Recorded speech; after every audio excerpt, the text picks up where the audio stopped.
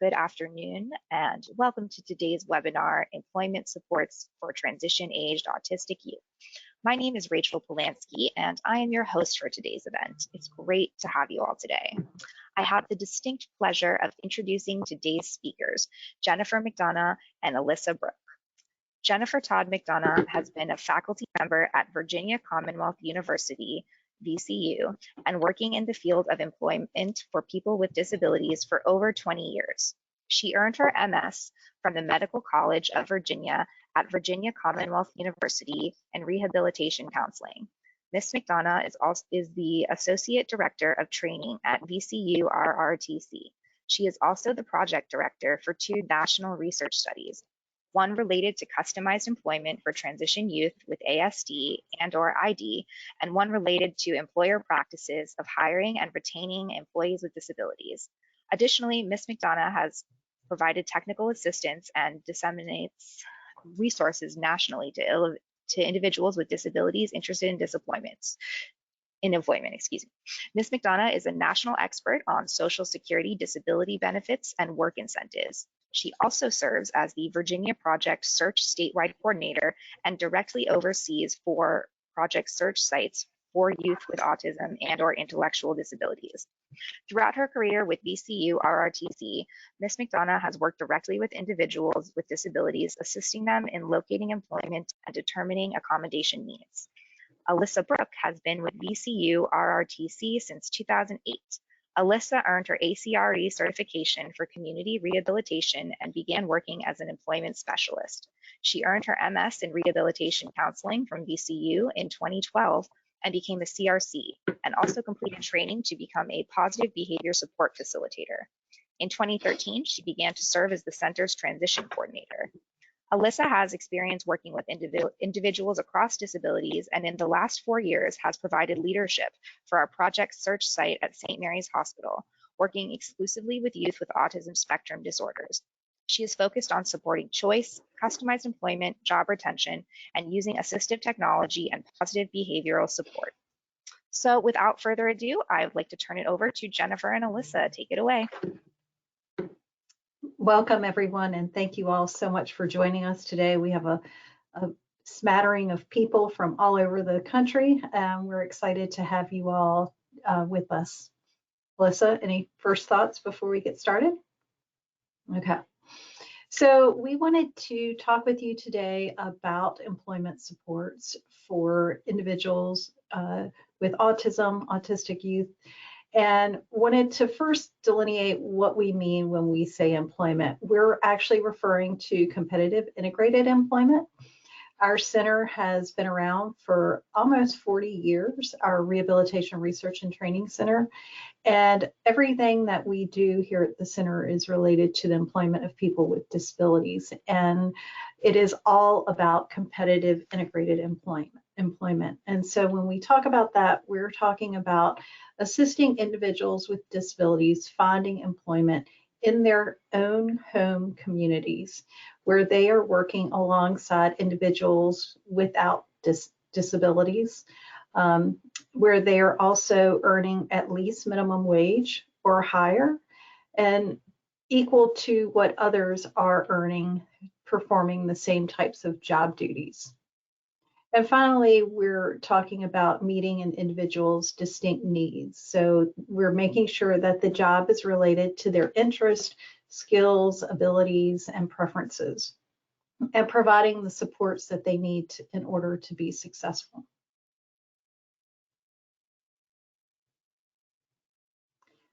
Bear with us as we get used to the GoToMeeting web platform.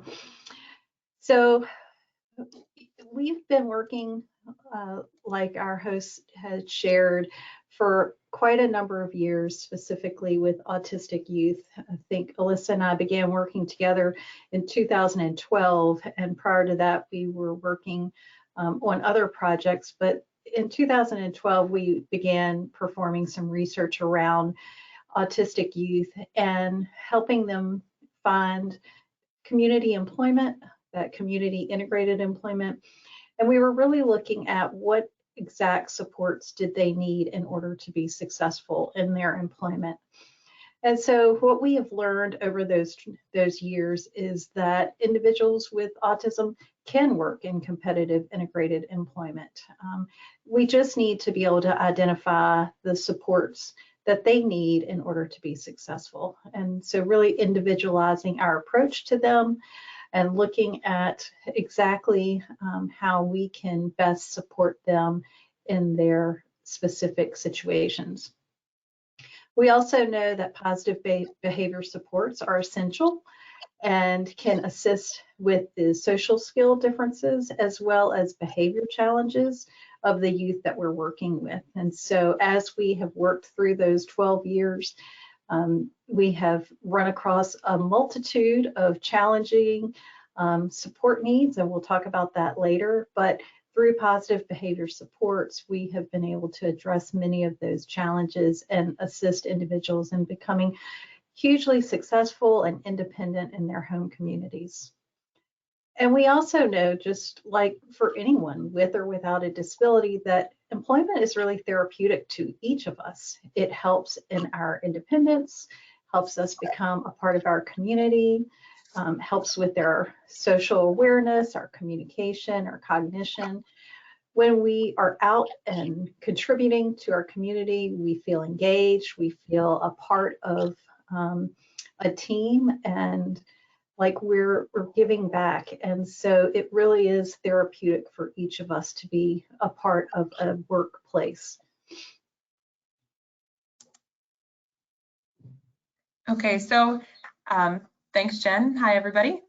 This is Alissa. So we're going to kind of bounce back and forth and with each other throughout the duration of this. But as you know, because you signed up to be a part of this presentation today, much of what we're going to talk about is maintaining employment. But before we can talk about maintaining employment and helping individuals with autism to be successful in keeping their job, first we have to talk about getting that job and what it takes to help somebody to make a good job match and to find a position which is going to be well suited for them.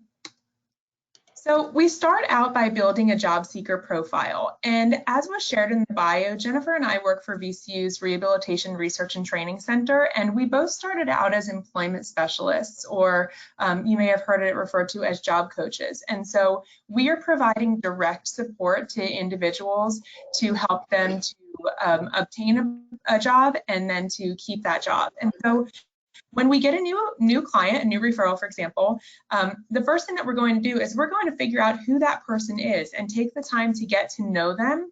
And that will give us as much information as we can so that we can make a job which will suit what that particular individual's skills are. What are their abilities, their interests, what kind of preferences and features of a job in an employment setting are going to be important for them and are going to help them to be successful.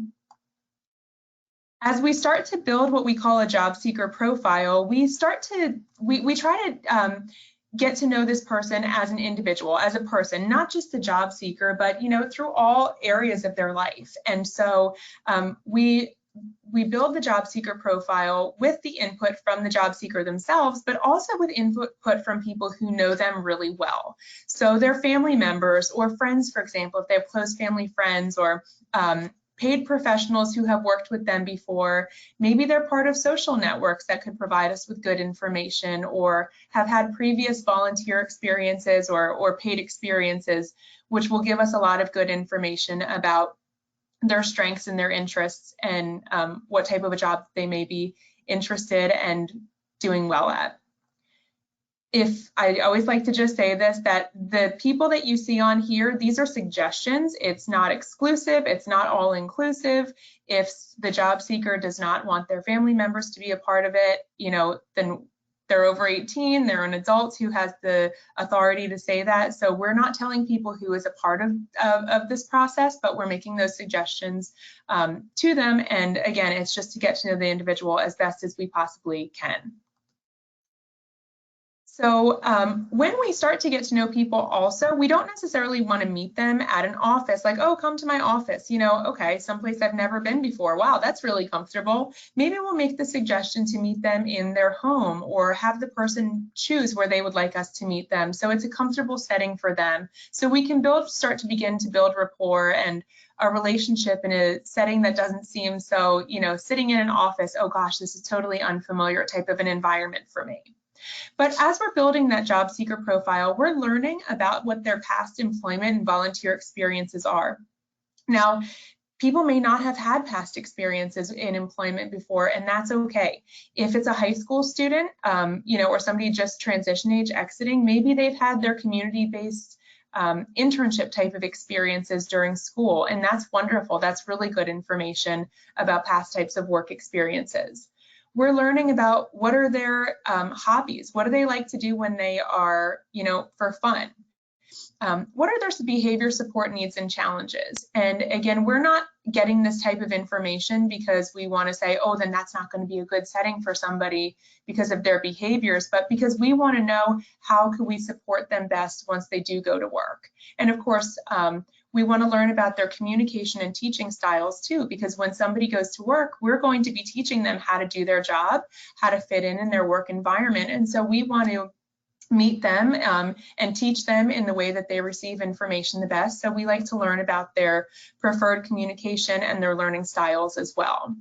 And, you know, we're going to start out with a meeting where we have to kind of do our intake information and get all of that, you know, past experiences and stuff. But we also want to do observation. And there's so much to be said for the things that you can learn when you're observing somebody in their home environment, in a community environment or a business setting. So that's all information that will come into play as well as we're getting to learn the job seeker and where employment may be best suited for them. Well, what I have here is, so of course we all know that when you apply for jobs, you have to have a resume and you have to put things on an application, and that's all well and good, but some of us may not have really, you know, extensive work experiences, and that's okay too. So if you have a job coach, a lot of the time, I would say that, and Jen will talk more about this in building the business relationship, but a lot of time I will say that the interview and the opportunity when you're meeting the employer, that part could be a little bit of a formality. But we want to be able to present who you are and the things that you do well. And so our resumes don't necessarily have to look like, you know, Times New Roman 12-point font on a piece of paper, but maybe we'll have pictures or use a PowerPoint to show different things that you have done. I met with somebody recently in the spring who was applying for a program, and he really loves to mow the lawn. And not only does he mow his own lawn at his home, but he mows the neighbor's lawn too. So they included that in there, some pictures of the things that he does and the types of food that he likes to make, and some recipes that he does, and that shows his ability to follow instructions. And so those are really good things that we could potentially put on a visual resume. I would say that if you are somebody who has work experience, then wonderful, we can use that. But if you're somebody who's in high school or doing volunteering or your hobbies around the community, take pictures of that, because that can contribute to building your profile or your visual later. When I moved into my new house, I made my closet really organized, and I was so proud of it. And that's a picture of my organized closet. But the reason that I did that is because some people, you know, that if we've met people before who say, you have never seen a 20-year-old boy's room look like my son's room looks like. He is the most organized person. Well, that's wonderful, but a picture's worth 1,000 words. And so take a picture of his organized closet, take a picture of his organized room. Those are really good work skills. You may not think about them as work skills now, but they translate into really good work skills to be able to show an employer as well. There, Jen? So the other thing that we have used is video resumes, which are a way to show an individual's skills and abilities through an actual video. They're really easy to do. You can use your iPhone. That's usually what our coaches use. And format them into clips or pictures that with voiceover on them. And we have some examples of that and how to do that on our website, bcurrtc.org, and we can send that out to you as well. But for example, we had one young man who came to us, and his mom said, well, he's really good at playing the piano. And, you know, we kind of expected that he could play a few songs here or there, something somewhat, you know, entry level. Well, they shared a video with us, and he was a classically trained pianist.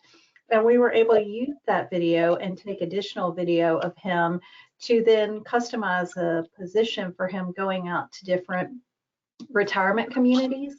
And he would play for the individuals who lived there, and they just loved him and still do. And he, you know, they make requests, and he's very particular about making sure he knows the music, but he will learn that piece of music and then present it to them at the next time that he's at their home. So I love that example though, because we maybe made an assumption about what it means to be good at the piano, but then when you actually see it and you hear it and experience it for yourself, it's like, oh my gosh. And so employers have that same reaction. You know, this person is really talented mechanically, and then you show a picture of them putting together, you know, a mod or a remote control car, and it's like, oh my gosh, wow, that person has really good skills. So it eliminates, you know, people making assumptions and just shows, wow, that's really what somebody, those are their skills. It's right there for you. So I know that we have a wide kind of array of individuals on this call, from schools who are looking for ways to help their students kind of get some job experience or work experiences. We have employment specialists who we can always identify with, like Alissa said, we've been there, done that, and I'll be doing that tomorrow because one of my staff members is out. And we also have parents and other advocates on this training. And so one of the questions we get frequently is, well, how do I build a relationship with a business in my community? And this is partially my job, is to make relationships in our community with businesses to increase the employment of people with disabilities. And so I really start out with mapping my community and figuring out, okay, so what exactly is the individual, that job seeker that I'm working with, what is it that they're interested in doing, and brainstorming by myself or with my team to think about all the different types of jobs that are out there related to that particular theme. And so going into Google Maps and typing that in, and then once I've identified businesses in that community, figuring out more information about the different businesses, where they located, how big are they, what are the different types of transportation options that my client would have available to them to access that business if it turned out that they were hired on. And I need to know, what do I bring to the table to that business? All of this I need to know before I ever make a phone call, send an email, anything like that.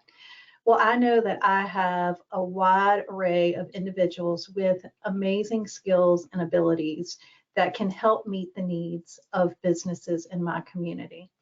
And so that's one huge thing that I can bring to my business partnership or collaboration.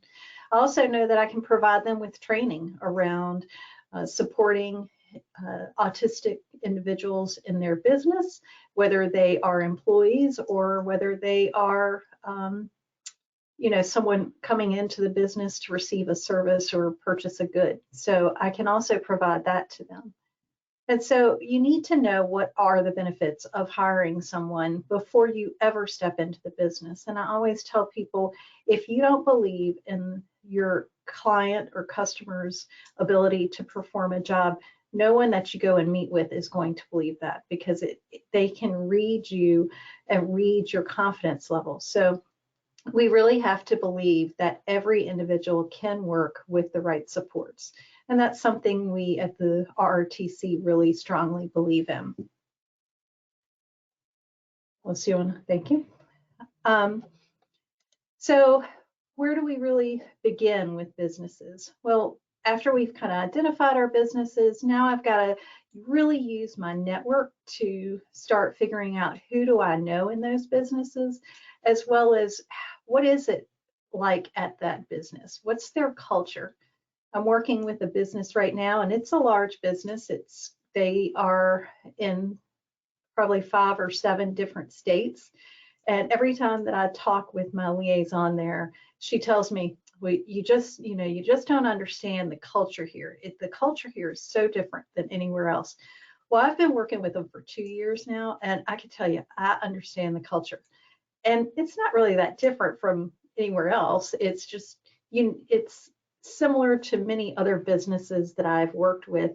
And I have to recognize that when I talk with them, that they are a little bit more polished, a little bit more detail focused. They want things in writing. They're a little bit more formal. And so versus when Alissa and I are working in our hospital community, we've built a great relationship with a large hospital here in Richmond area and across the state. We know that their culture is a little bit more laid back, a little bit more compassionate, much more family feel. And so I need to know that before I go into that business, because it's going to impact how I present myself and the customers that I am assisting in finding employment. It's also going to help me match people to those types of jobs in that business, because if I know that my customer or my job seeker is looking for a more family type environment, I'm certainly not going to take them into that stuffy environment that is real tied up, kind of tight, if you will. That may not be the best culture for them.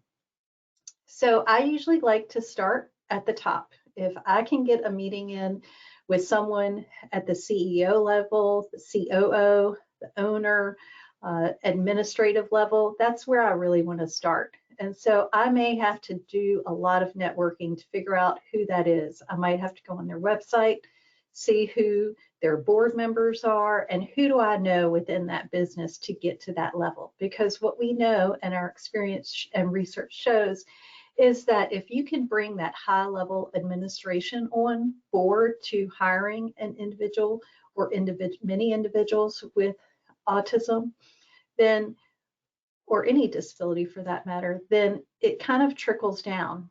You know, if the top of the business believes in hiring individuals with disabilities, then the rest of the staff and management will buy into that same belief. If they know that their CEO believes in this partnership, they will kind of follow suit.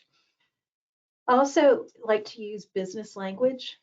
Many times job coaches, vocational rehab counselors, schools, staff, we use terms that we're all familiar with. We might use terms like IEPs and job site training, follow along, job development. Businesses don't understand what that means. Even if we try to explain it to them, they just don't really understand those words. So I need to talk like a business. I need to explain the talent that I am supporting and promoting to that business.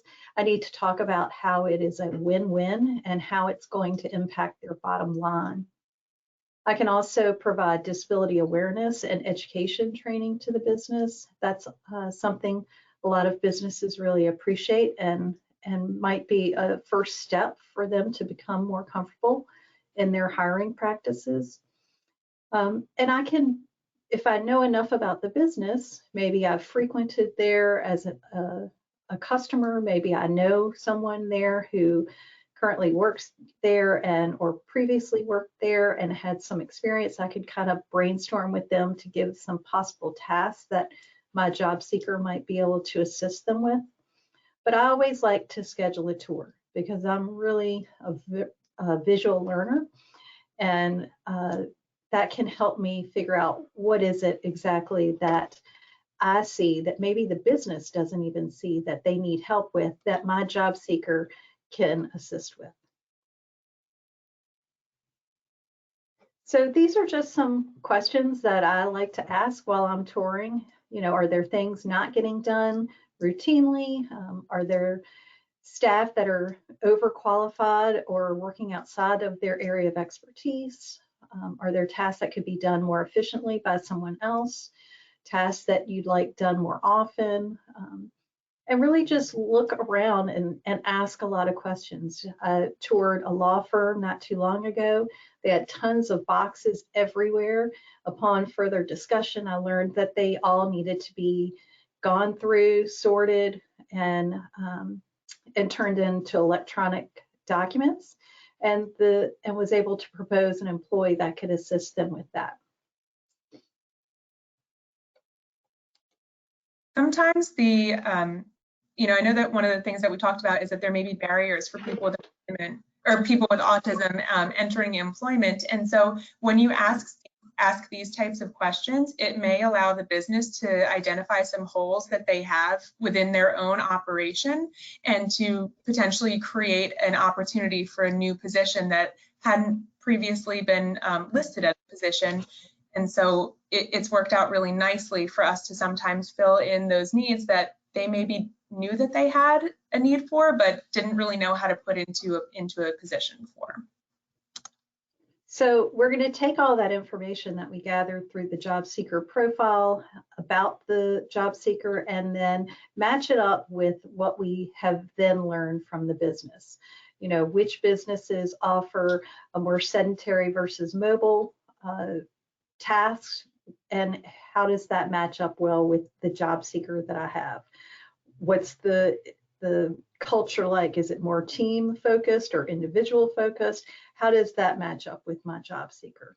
So we're going to use all of that and the match is key. If we do not make a good match on the front end, then we're setting our job seeker up for failure, really. And so it's going to turn into that kind of roller coaster of in and out of jobs if we're not really paying close attention to that match.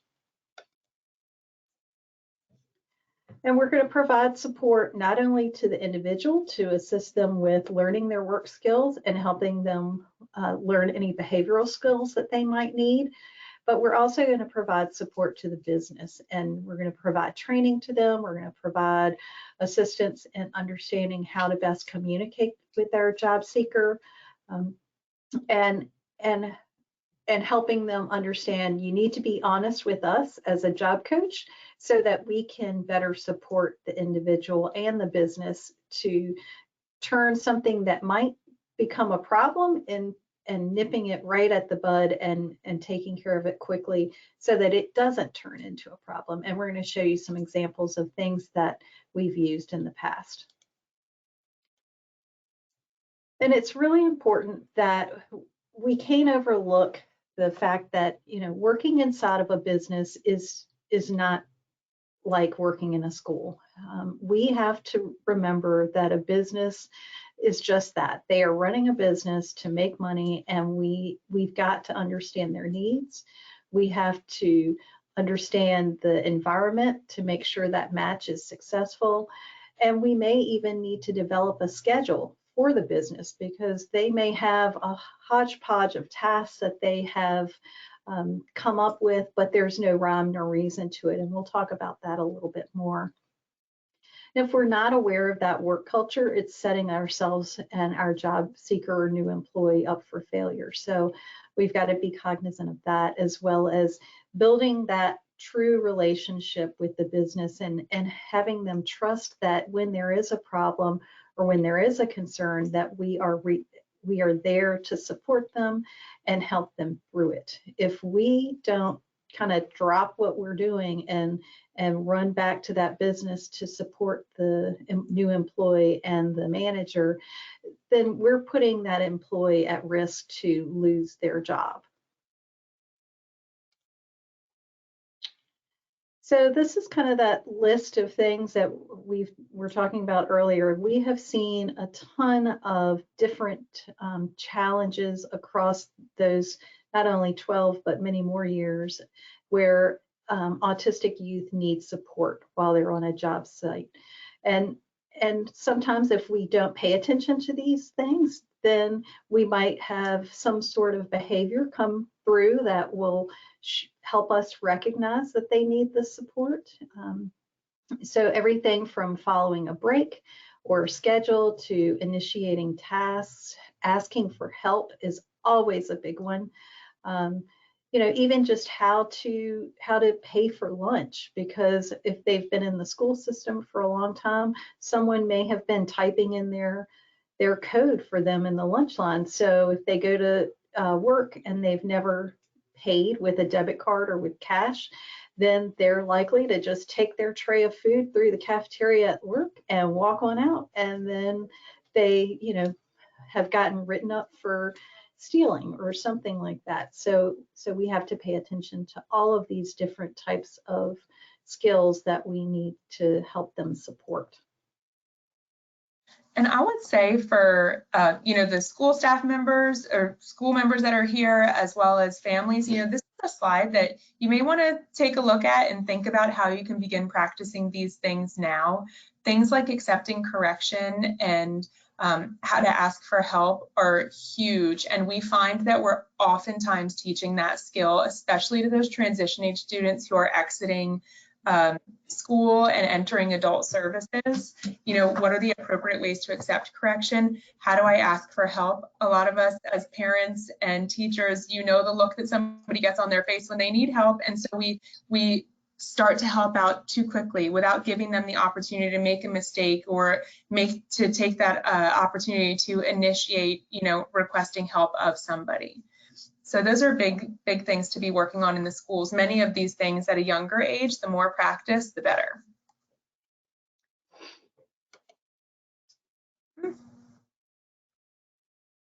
Okay, sorry, took a second for my slide to advance there.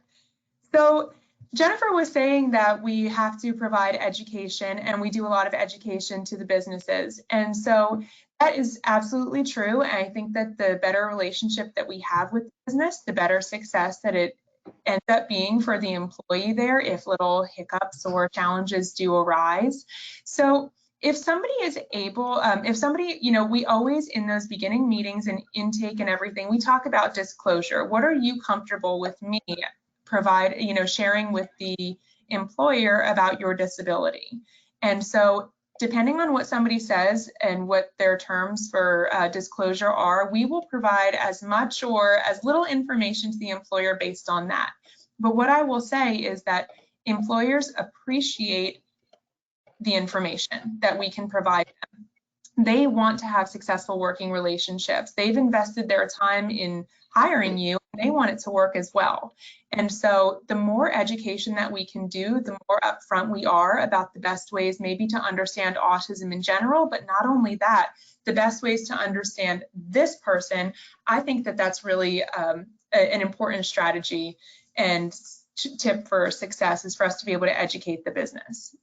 So when we do that, sometimes we'll meet with the business, maybe if they have, you know, meetings every morning, maybe we'll meet with the business during that time to provide some education, or maybe we'll do like a small in-service or something like that on the best ways to work with somebody with autism if we're doing just general disability awareness. And, you know, maybe we'll do smaller meetings if it's for how to work with this particular individual and their coworkers. I always like to also include the employee in that. So it's not, hey, I'm Alissa, I'm here talking about somebody, but no, hey, I'm Alissa and this is, you know, so-and-so, and we're talking to you together about the best way to support this person to be successful at work. But when we do that, we often share some, you know, what are the characteristics of autism? And then we also share just some common communication strategies that are successful. So we'll teach employers to speak with the, to be direct, to use fewer words, and to be concrete in their instruction. The job coach should already have figured out what are the best interaction methods, and so they can teach the employer what are the best ways to communicate with this person. If the job seeker themselves doesn't really know that, that's a wonderful place for the family and, you know, others to come in and provide their input. We can also use written or picture supports to supplement verbal instruction, and that can go both ways. That can be the employer or their job coach using written or picture supports, or that could be, this is the way that this employee communicates, and so they can use written, texting, emailing is better, things like that. We always teach employers to allow time for a response so that people can process what they're saying before, just word vomiting expectations at them and then walking away. We also use assistive technology a lot. Assistive technology is awesome. Back in 2010, when we were first doing this, we're like, okay, how can we get our hands on an iPod Touch to help somebody? But now, who doesn't have a phone? Most people do, right? It's a wonderful tool to use. Communication, again, with texting, with emailing, but also we've been able to use assistive technology to help people with jobs that require communicating verbally, for somebody who maybe doesn't have clear verbal communication skills or doesn't, is nonverbal. For example, we worked with somebody who he was required to announce himself prior to entering the rooms that he was going into, but this person, wonderful smile, really great interpersonal skills when you're kind of looking at each other, but really difficult to understand. And so we used his iPod or his iPhone and recorded on it in a male voice to say, hi, my name is Jim. I'm here to stock your room. May I come in? Awesome use of assistive technology, because rather than that requirement for communication being a barrier to say that this employee couldn't do that job, it was a very simple, very, very simple solution. We also teach employers to say what the heck you mean. Don't use idioms. Don't say things like hold your horses or, try to be sarcastic or funny. Just say what you mean to say and, move on that way. It's more simple for people to understand. I'll never forget one of our, an employee had a coworker whose nephew passed away, and they said, oh, Kathy lost her nephew, and he perked up, oh, I hope they find him. And so that was an opportunity for me to explain, what they meant when they said that. And then he said, oh, I want to make her a card. So just teaching employers to say what the heck they mean for real. We also teach employers the best way to give directions. Again, be clear and to the point. Let's break those large tasks into smaller pieces if we need to, supplement with pictures or written directions if necessary. A great instructional strategy that we see used a lot that people tend to like is the tell, show, do method. Tell me what I need to do, show me how to do it, give me the opportunity to do it, and we'll see if there's any tweaking and correction or asking for help that needs to go on from there. I really always ask employers, please, when you tell somebody to do something, give them the opportunity to demonstrate to you what their understanding is. We get calls a lot of times from employers who are moving too quickly. Well, I told him he needed to do this. Well, you just said it. Receptive communication can be a challenge. We already know that. So make sure that they're understanding. Take that extra second. It's going to be, maybe it takes a little bit longer on the front end to take that extra second to make sure that the individual understands, but in the long run, they want to do the job the right way too. They want to make sure they understand it. It's worth it. We're going to share some examples of different social strategies that we implement at work. But I want to say that, we do spend time teaching individuals those hard skills to be successful on their job, how to actually do your job. If you're a stocking job, how to actually stock. But we really spend a lot of time, and I would definitely argue we spend more time teaching people the workplace culture, how to fit in with their coworkers, how to understand the social expectations, the hidden curriculum that may exist in that workplace. And so we spend a lot of time on that social and behavioral piece. And I will also say that when an employee is working somewhere, if they fit in, if they're polite, if they are professional, if they are respectful, but they're making mistakes with their work, employers tend to be a lot more forgiving than if they are not acting appropriately for work. So that's a really, really important and a really good use of time to emphasize those social strategies. So things like self-monitoring and use of modeling, we'll give some examples of that here in just a moment. And again, you have these slides for your reference, but these are the types of social skills and hygiene and routines for downtime that we were just talking about on the previous slide, that it is never too early to start practicing these important social skills. Also, we take into account, the sensory needs of the individuals that we're working with, and we will structure the physical environment or even the job task to support that person and meet their needs the best. If this is somebody who responds really well to physical work and gross motor, then we're going to try to set them up in a job where they're moving, maybe lifting big things, as opposed to those sedentary and those fine motor skill type of tasks. I have a picture on there of a stress ball because there was one person who we worked with and he always had a stress ball in his pocket, and that's what his hand was up to. When his other hand was working, or if there was a challenging situation, he always had a stress ball. Really simple sensory strategy to help him. The other is a Ziploc bag. This other person, he responded really well, and was one of his calming strategies, which we learned early on, was to have a Ziploc bag. And so it's a discrete tool which we could implement in the workplace and during break times.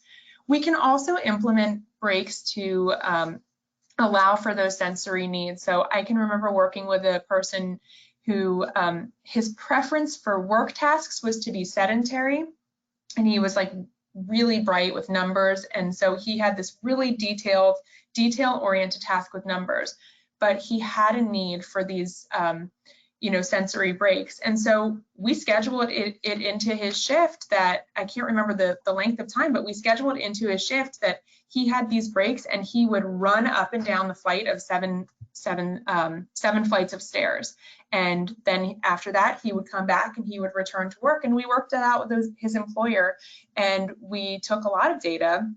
When he had those sensory breaks, he was more productive than when he didn't have those sensory breaks. And so we were able to share that data with the employer, and they totally bought into it. We also teach employers to help prepare for change in routine, and just to explain, how change can be stressful, intimidating. It can be a challenge for many people with autism, we know. And so we just explain to people, if there is going to be a change in routine, please give advance warning and an explanation for why this change is occurring.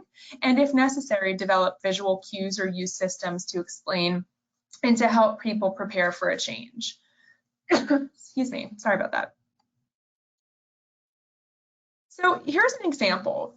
Jennifer was saying that, one of the things that we do, and I was kind of suggesting this before, is like when we're on those tours, we might be meeting with employers that are like, oh yeah, we do need somebody to do all of these different things. And then you leave that meeting and you have a list that looks like this picture with the purple writing on the right-hand side, and it's like, holy, okay, well, that's not a schedule. And so it's part of our responsibility, and we do this a lot. We say that we are creating, structured as seemingly unstructured tasks and unstructured schedules.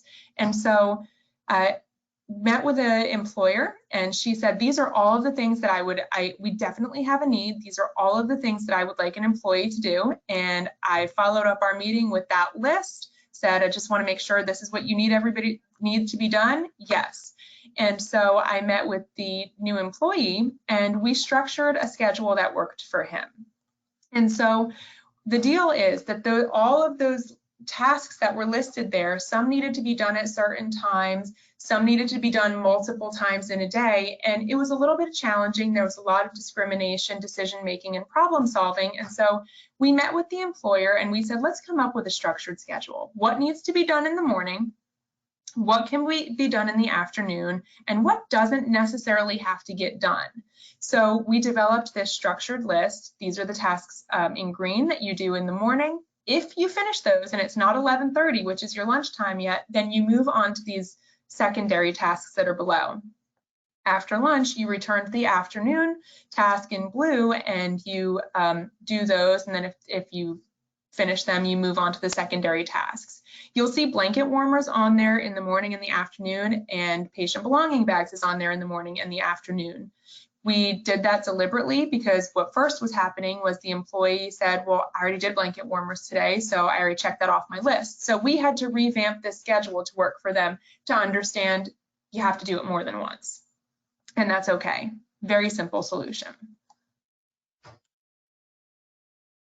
Here's another example, which is a visual. We create a lot of visuals and a lot of different types of schedules. And the one that you see there on the left, this is what that person, this is how to clean the lobby. That was what that person was responsible for there.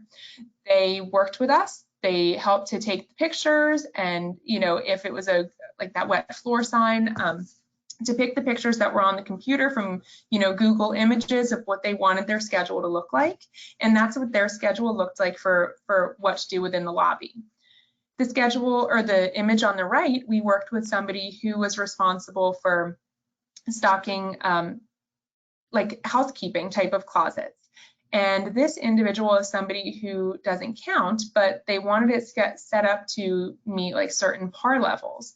And so rather than saying, okay, well, because this is a job that requires you to meet PAR levels and that person doesn't count, they can't do it, we just said, okay, well, let's take a picture of what it looks like when it's completely full. They're responsible for filling the paper towels and the toilet paper, and they can match it to this. We took that picture, we put it up in the closet after asking the employer if it was okay if we put it up in the closet, and voila, it was a very simple solution. I will also say that employee no longer does that exact task, but the employer has said, you don't even know how many people I have trained on different shifts to stock the closets the right way based on this picture. And so we find that often the types of supports that we make to help people to be independent on their jobs get used by other employees as well if they are fixtures up in the business. Alissa, I just want to add in the comment that you made about involving the new employee or your job seeker in developing their own supports is really key. We can come up with all kinds of, especially Alissa and I, because we love some colors, we love some organization, we can come up with all kinds of supports that that make sense to us. But if it doesn't make sense to that employee, then it's not going to help them. And so I can remember one particular individual, we came up with this great task list and they didn't like it. They weren't going to use it, absolutely not. But when they were involved and they had some say, she wanted to use pink and purple for colors instead of whatever colors. I'm sure if Alissa came up with that, there was orange in there somewhere. But having the individual help create that supports is key. Yes, and so here is pretty similar types of examples, but this person, rather than having that low-tech schedule of what to do, on the right there, we set alarms on their iPod to help them to know what to do. Similarly to having to do the blanket warmers multiple times, this person had to do the faxes and check the faxes and sort them multiple times. And so we just put that on their schedule several times in the day. We also use video modeling, as you'll see there on the left. This was an example of using video modeling for how to complete their job tasks, but I will say we also use video modeling for how to accept feedback, how to practice social skills as well. More examples of the use of iPod, cell phones and alarms as well. One of the things that is really challenging is waiting. And so we have found over the years that we often have to schedule for what to do on a break. And that may be a break of, I have a 15-minute break during my work schedule, or that might be a break of, my ride gets me to work at 8:45. I don't start until 9 o'clock. These are the things that I can do during that time. And so we structure that downtime so that it's comforting and there is still a routine to that downtime. We found with this particular individual that during downtime, he really loved the freedom of having a awesome cafeteria at work, and so he would go up to work and he would help himself to granola bars or whatever else they had up there that everybody else was paying for. And so rather than getting in trouble and losing his position because he was stealing from the workplace, we figured, okay, well, let's schedule that time. This is totally an opportunity for teaching. We thank the business for sharing with us what's going on, and we will structure that time for him. Jennifer mentioned before. Go ahead. I was just going to say, I think, you know, something really key here is to talk about that all of these things that we're talking about can start at home. They can start in the school and be ready for the job seeker when they get to that point of actually looking for employment. Mm-hmm. And that totally ties into this one. You know, knowing what are healthy lunch choices and teaching people how to build healthy lunch choices as opposed to seven course meals. So starting at home with people, you know, making their own lunches and making healthy decisions is really important as well.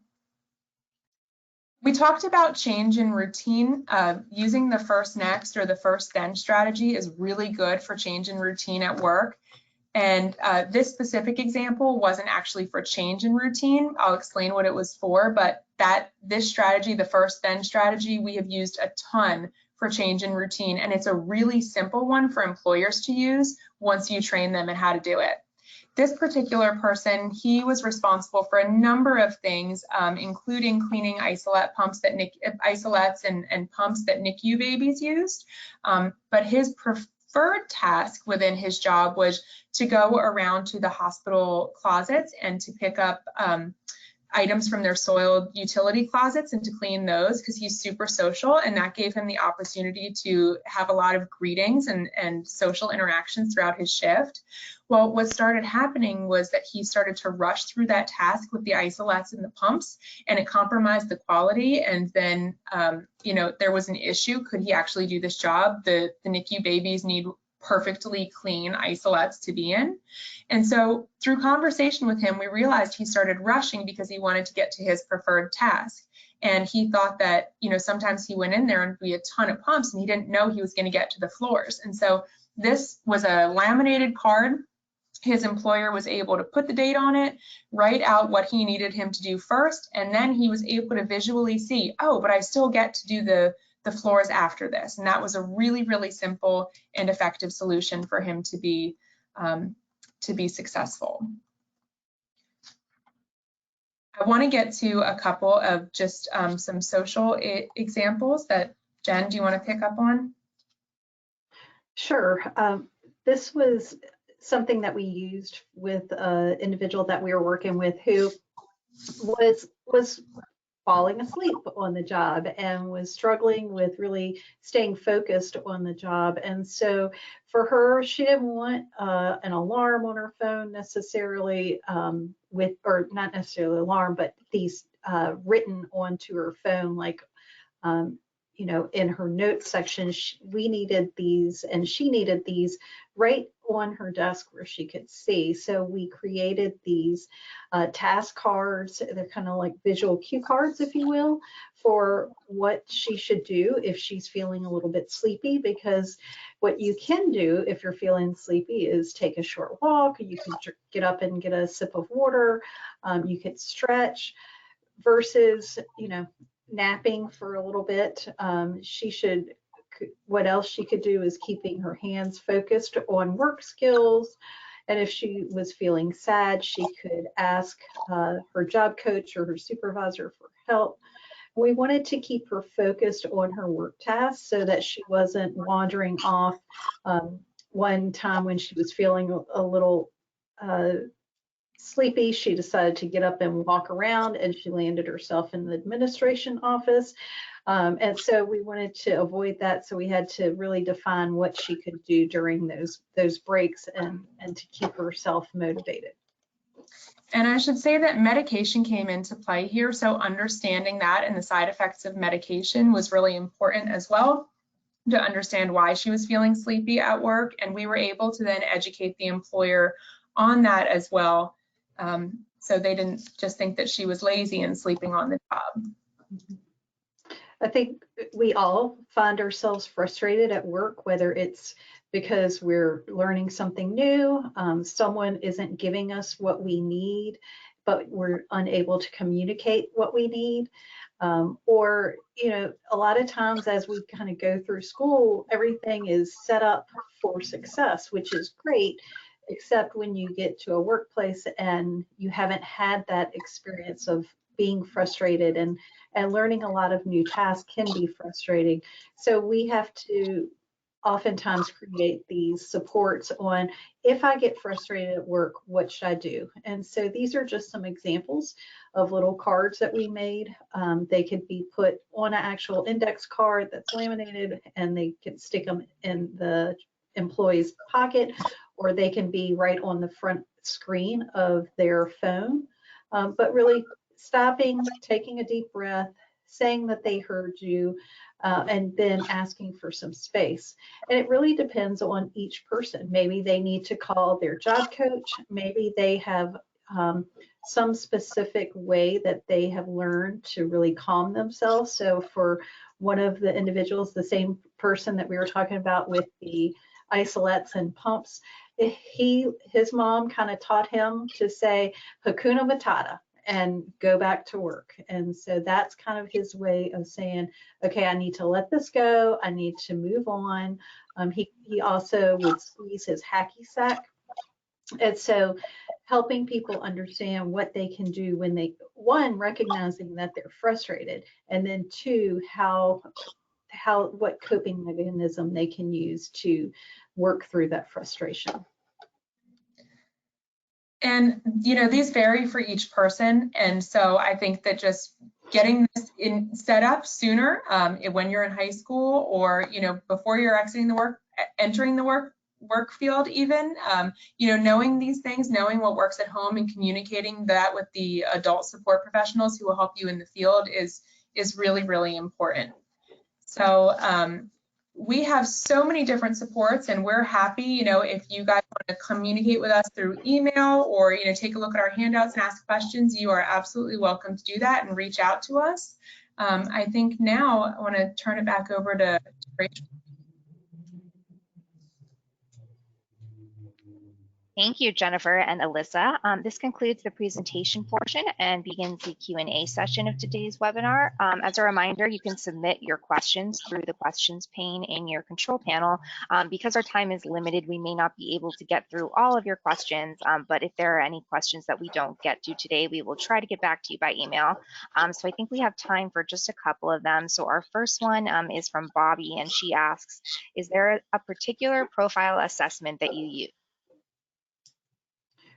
We really don't use any type of online or paper and pencil assessments. When we're working with individuals, we tend to work more with community-based assessments, where we're actually taking individuals out into their community to learn about them. So working with a business to set up a time for an individual to come out and try some work tasks, and learning about the individual that way, as well as taking, like Alissa was saying, going into their home and learning about their home life and what they enjoy doing while they're at their home, or taking them into places that they often frequent in their community, and learning about them in those real life experiences.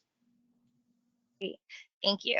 And our next question is from Ariana, and she asks, how do you advise parents of a child age 21 who is aged out of school without enough vocational prep? Where would you suggest they go for employment support? Alissa, did you? If somebody is not already connected with voc rehab in your state, that would be a really good starting point, and you can talk to them about you know, what that individual's goals are. They have a lot of community connections, and they would be able to help guide that process. Great. Thank you. And all right, I think we have time for one more question. So our final question is, what is your advice to employees about disclosing autism? Gosh, that's a... If you get one, you know, a broad question, but I think it really is so individualized that if you feel that in order to be supported in your employment, that you need to share that information with your employer, you know, talking about how to best communicate with you, how to support you, whether it's through work tasks or communication skills. You know, it's really up to the individual. We also have some worksheets and some guides on our website around disclosure that kind of walk you through the decision process around sharing with an employer about your disability. So we can guide you to that if you want to reach out. And hopefully they're going to send y'all our email addresses if you don't already have those. I don't remember if they were on our first slide. But feel free to reach out to Alissa and or I, and we're happy to talk with you further about any of these items and any questions we didn't get to. Yeah, thank you both so much. We do have quite a few more questions, but unfortunately we don't have enough time. But thank you everyone for joining us today. Thank you, Jennifer and Alissa, very much. If you found today's event helpful, we encourage you to explore OR's archive of past webinar events. There you can find recordings of webinars on topics including transition, employment, and more. The webinar archive is available on OR's website. Once you close out of today's event, you will receive an exit survey. We would appreciate if you would complete that and provide your feedback. Everyone will receive a follow-up email with a link to today's video recording and materials within the week. On behalf of the Organization for Autism Research, thank you for joining us and have a great rest of your day. Thank you.